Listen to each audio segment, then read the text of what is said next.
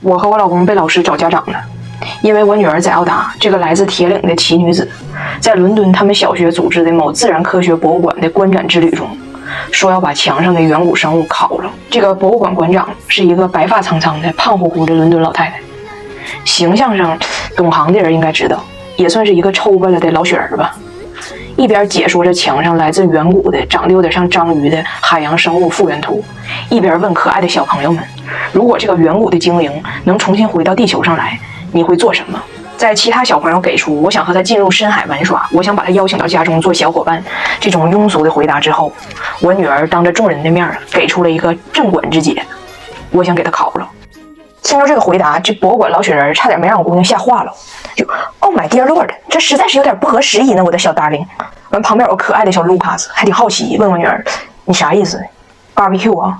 我女儿说啊，要不留着它吗？卢卡斯说那直接就给 barbecue 了。我女儿说那肯定得先腌一下啊。卢卡斯说你看它那么老多条腿，你咋烤啊？我女儿说那个叫爪，爪用签子烤，脑袋铁板烧，脖子以下腰往上得用韭菜炒。所以老师跟我俩说嘛，说我们觉得呀，你看你女儿看到墙上这么可爱的小动物，第一个想到的居然是烹饪方式，我们得觉得跟你们沟通一下，是不是孩子有什么暴力倾向？我说实话，我听到心里我不能沟通。章鱼这玩意儿有什么可爱的？那我看到章鱼第一个想到的也是签的，但是我还是得配合着教育教育嘛。我说咋回事，姑娘？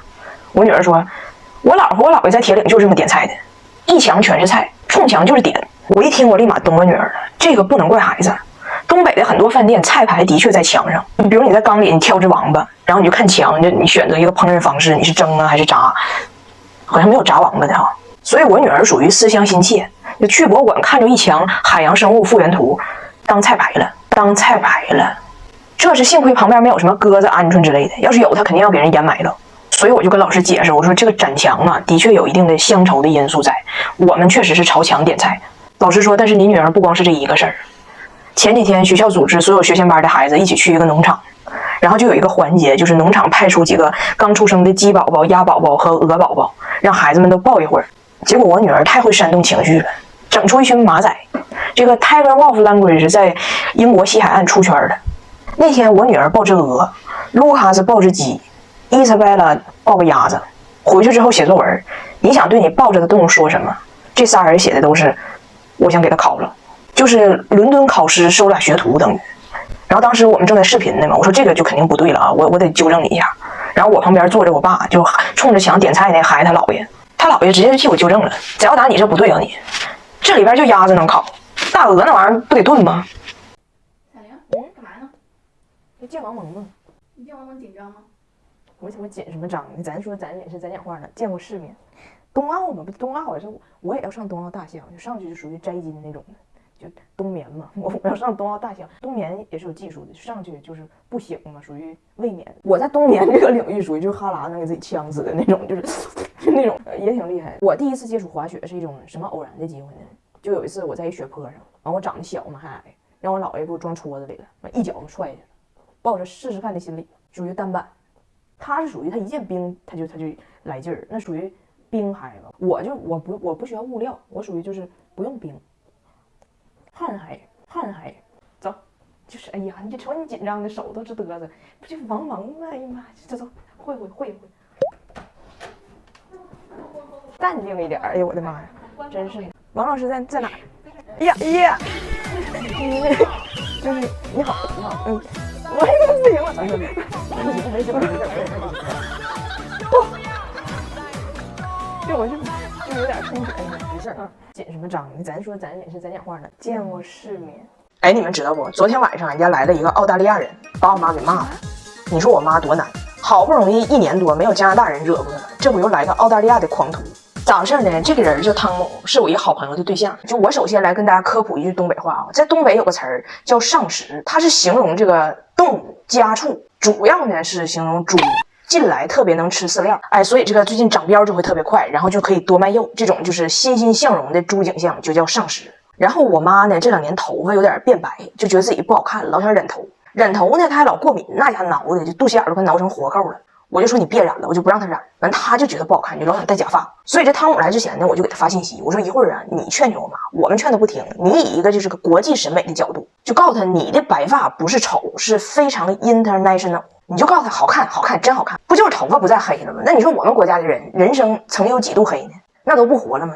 然后汤姆说：“你不要以为外国人的汉语都不好，就只会用好看这么一个简单的形容词。我的词汇量是很丰富的，我呢会选择一个更高端的词来形容这位 lady， 就请你们都准备好。”然后汤姆呢就给自己选择了一个他认为更高端的词儿，然后在来的道上就在车里头背20多分钟车程，闭眼睛背一道啊。他来的时候呢，我妈正吃饭呢，这汤姆就很怕自己把这词儿记错呀，鞋都没换，直勾就进来了，啥别的也没说，见着我妈直奔主题，上来就把词儿说反了。阿姨，这次看你不一样，你最近很上时。哎呦我的妈！他想说的是时尚，结果背了一道背反了，到这儿张嘴说了个上时。我妈就不是很开心，说上时这个词儿不是形容我的，我和上时没有关系。